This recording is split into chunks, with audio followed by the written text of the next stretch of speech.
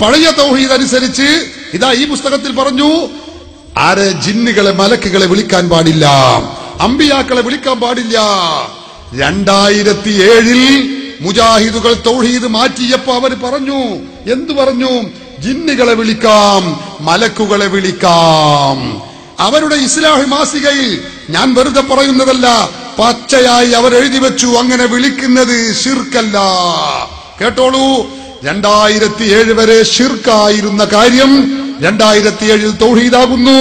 അവർ എഴുതി, രാത്രിയുടെ ഇരുളിൽ തപ്പിത്തടഞ്ഞു നീങ്ങുന്ന ഒരാൾ തന്റെ തൊട്ടടുത്ത് നിന്ന് ശബ്ദം കേൾക്കുന്നു, ആളെ കാണുന്നില്ല.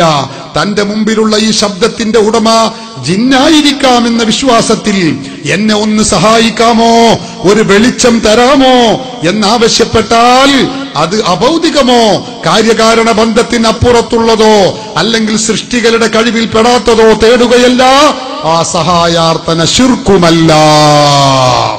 2007 തൗഹീദ്, 2007 മുമ്പ് ശിർക്ക്. ഇത് രാത്രി. ഇനി പകലോ? മുജാഹിദുകൾ എഴുതി, പകൽ വെളിച്ചത്തിൽ വിജനമായ മരുഭൂമിയിലൂടെ വഴിയറിയാതെ നടന്നു നീങ്ങുന്ന ഒരാൾ, പരിസരത്ത് ആരെയും കാണുന്നില്ല, ഇവിടെ എന്റെ ശബ്ദം കേൾക്കുന്ന ആരെങ്കിലും, മനുഷ്യൻ, മലക്ക്, ജിന്ന് ബ്രാക്കറ്റിൽ, എന്നെ സഹായിക്കട്ടെ എന്ന് നിലച്ച്, പടപ്പുകളെ എന്നെ സഹായിക്കണേ, എനിക്ക് വഴി കാണിച്ചു തരണേ എന്ന് ഉച്ചത്തിൽ വിളിച്ചു പറയുന്നുവെങ്കിൽ അഭൗതിക മാർഗത്തിലുള്ള സഹായ തേട്ടം അതിലില്ല. അതായത് അത് ശിർക്കല്ല.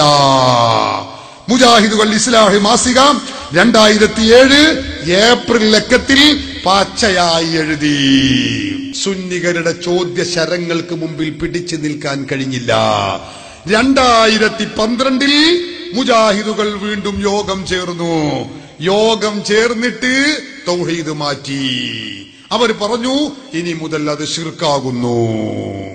സുന്നി പക്ഷത്തിൽ നിന്ന് ചോദ്യം ചോദിച്ചു, യാ ഇബാദല്ലാഹി അഈനൂനി, അല്ലാഹുവിന്റെ അടിമകളെ, വിജന പ്രദേശത്ത് വെച്ച് എന്നെ സഹായിക്കണേ എന്ന് വിളിച്ചാൽ അത് ശിർക്കാണോ തൗഹീദാണോ എന്ന് ചോദിച്ചപ്പോ ഹനീഫ മൗലവി പറഞ്ഞു, അത് ശിർക്കാകുന്നു. കേട്ടോളൂ അയാൾ പറയുന്നത്. മുജാഹിദുകളെ സംബന്ധിച്ചിടത്തോളം ഒരാശങ്കയുമില്ല. നമ്മുടെ സമൂഹത്തിലുള്ള ആളുകൾ അല്ലാഹുവല്ലാത്ത ആരോടെങ്കിലും പ്രാർത്ഥന നടത്തുന്നുവെങ്കിൽ, ആരോടെങ്കിലും പ്രതിസന്ധിയുടെയും പ്രയാസങ്ങളുടെയും സമയങ്ങളിൽ രക്ഷപ്പെടാൻ വേണ്ടി തേടുന്നുവെങ്കിൽ അത് ശിർക്കാണ് എന്ന കാര്യത്തിൽ സംശയമില്ല.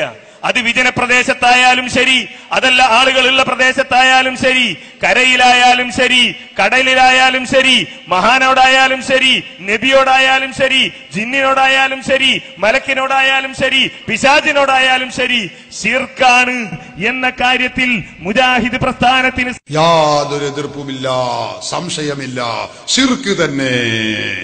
അപ്പൊ സുന്നി പക്ഷത്തിൽ നിന്ന് വീണ്ടും ചോദ്യം വന്നു, അങ്ങനെയാണെങ്കിൽ 2007 ഏപ്രിൽ മാസത്തിൽ നിങ്ങളുടെ മുജാഹിദ് പത്രം ഇസ്ലാഹി മാസിക, ആ ഇസ്ലാഹി മാസികയിൽ എഴുതിയതെന്താ? ശിർക്കല്ല എന്ന് എഴുതിയല്ലോ. നിങ്ങളെ ഇസ്ലാഹി മാസിക നിങ്ങളെ മുജാഹിദ് പത്രമല്ലേ? എഴുതിയ മൗലവി അബ്ദുൽ ജബ്ബാർ മൗലവിയല്ലേ? അത് നിങ്ങൾക്ക് തൗഹീദ് പഠിപ്പിച്ചിരുന്ന ആളല്ലേ? അയാൾ എഴുതിയത് ശിർക്കാണോ? കുടുങ്ങിയില്ലേ? നെഞ്ചിരല്ലേ, ചങ്കിരല്ലേ തറച്ചത്? അതിങ്ങനെ ഊരാക്കുടുക്കിൽ കെട്ടിപ്പിടഞ്ഞു. അപ്പോ ഹനീഫ മൗലവി ഉടനെ പ്രഖ്യാപിച്ചു, ഇസ്ലാഹി മാസികയിൽ എഴുതിയത് ശിർക്ക് തന്നെ.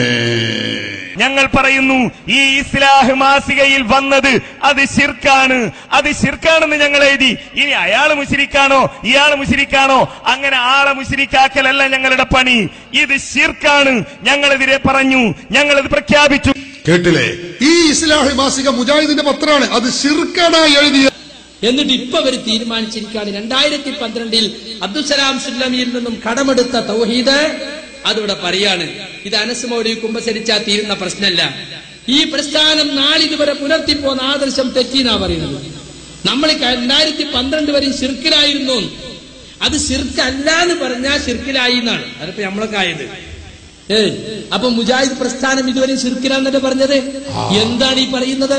അതന്നെ ആകെ പുടുത്തം വിട്ടു, കാറ്റൊഴിഞ്ഞ ബലൂണ് പോലെയാവുന്നു.